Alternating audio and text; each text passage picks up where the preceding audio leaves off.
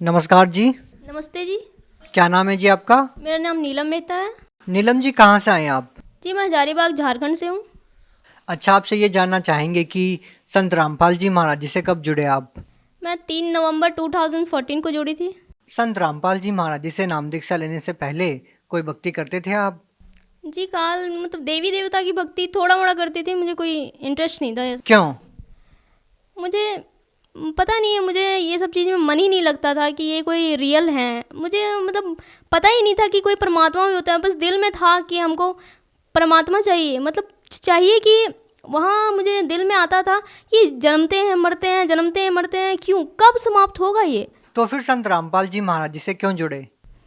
जी, मैं सत्संग के माध्यम से जुड़ी। मैं सत्संग सुन रही थी और तभी तो मुझे कोई ज्ञान नहीं था, क्योंकि मुझे इन बाबाओं पर कोई विश्वास ही नहीं था। फिर आप संत रामपाल जी महाराज जी का सत्संग क्यों सुन रहे थे?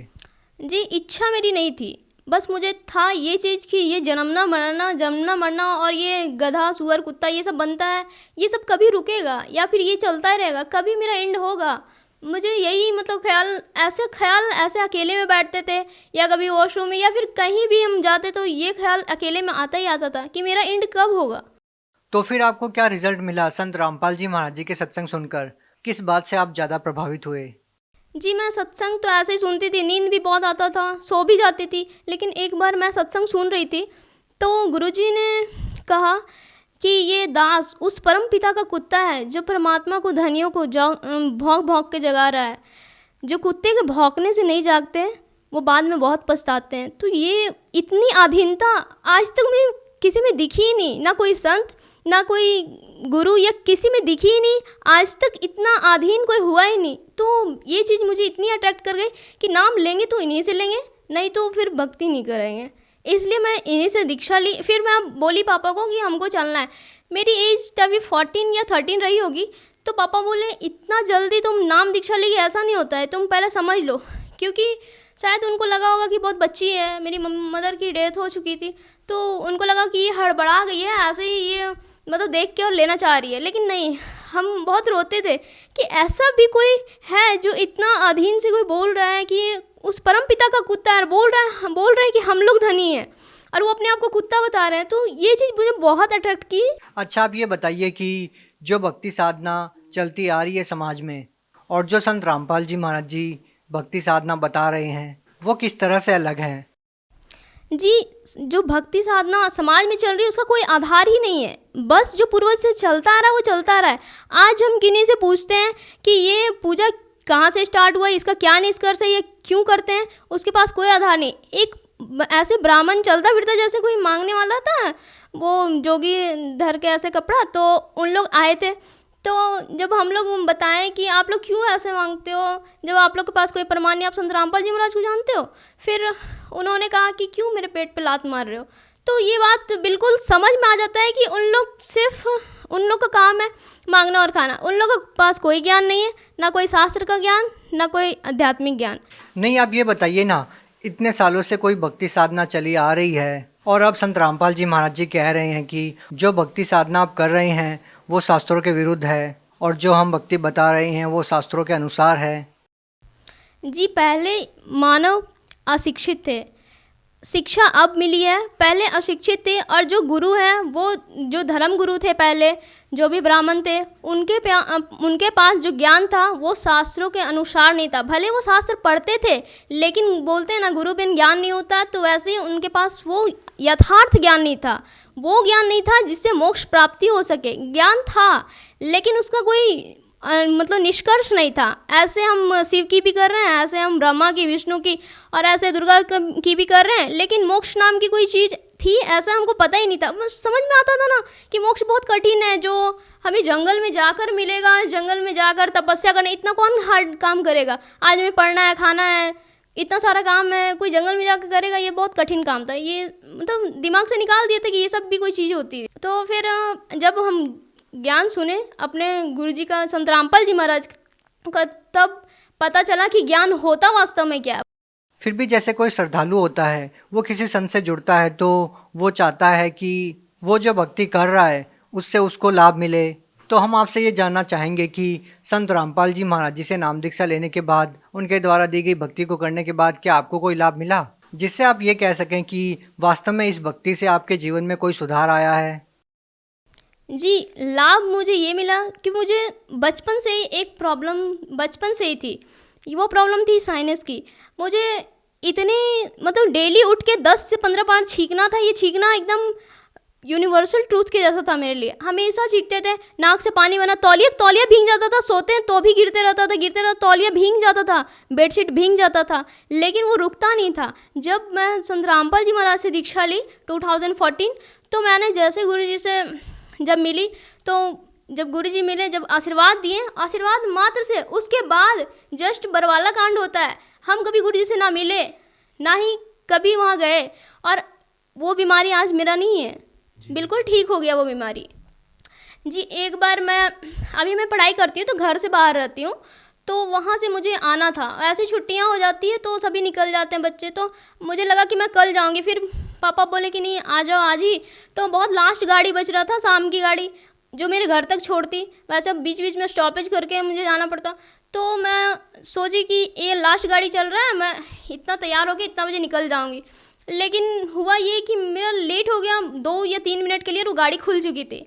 वो गाड़ी खुल चुकी, मैं बहुत पछताई कि ये क्या हुआ, फिर से मुझे गाड़ी चेंज करके जाना पड़ेगा, बहुत दूर घर था।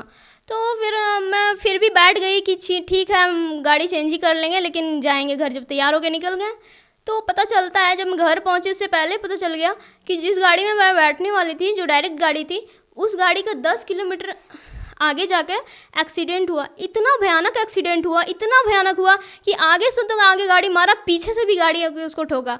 और इतना भयानक एक्सीडेंट कि क्या हाल हुआ होगा, जो आगे से भी गाड़ी मारे, पीछे से भी गाड़ी मारे, वहाँ के जो बैठे होंगे जो यात्री, उन लोगों को क्या हाल हुआ होगा, ये मैं सोच के मेरा मतलब कलेजा काँप गया। और फिर मैं घर पहुँची, परमात्मा के धन्यवाद की कि आज मृत्यु से बचा लिया परमात्मा।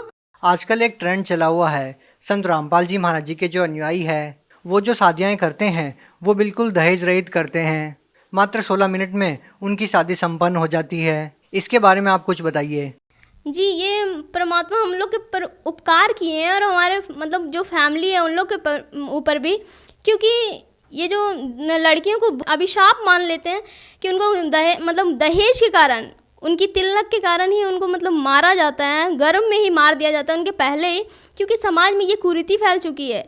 और इस कुरीति को गुरुजी मिटा रहे हैं। हमारे दहेज रहित शादियाँ मतलब अनेकों हो रहे हैं, हजारों हजार लाखों लाख शादियाँ दहेज रहित करवाकर परमात्मा हम लोग पे तो उपकार किए ही किए, मतलब संत रामपाल जी महाराज हम लोग पे उपकार किए हैं। फैमिली जो पिता को, जिसकी 4 संतानें हो जाती है, उसको मतलब कि उसको लिए मरण हो जाता है वो चीज़ कि कैसे दहेज इकट्ठा करे और कैसे मतलब तिलक दे और बेटी विदा करे, उसके बाद भी खुशी नहीं।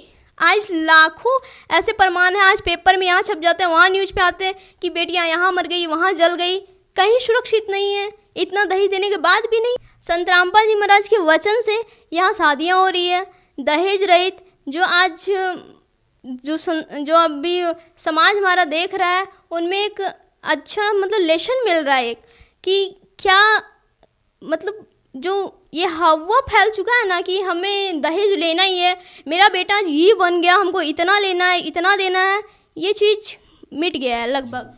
और क्या संदेश देना चाहेंगे आप संत रामपाल जी महाराज के बारे में? जी, मैं तो बस यही कहना चाहूँगी, हाथ जोड़कर प्रार्थना है सभी जो मेरे फ्रेंड्स हैं उनको भी, और बाकी सभी समाज को भी, और उन धर्म गुरुओं को भी जो अपने अनुयायियों को झूठ मूठ का फंसा कर बैठे हैं। कभी उनको भी पता है कि क्या सच्चाई है, लेकिन अहंकारवश, अभिमानवश नहीं आना चाहते हैं। लेकिन कब तक, जब समाज शिक्षित, आप कब तक छुपा के बैठोगे?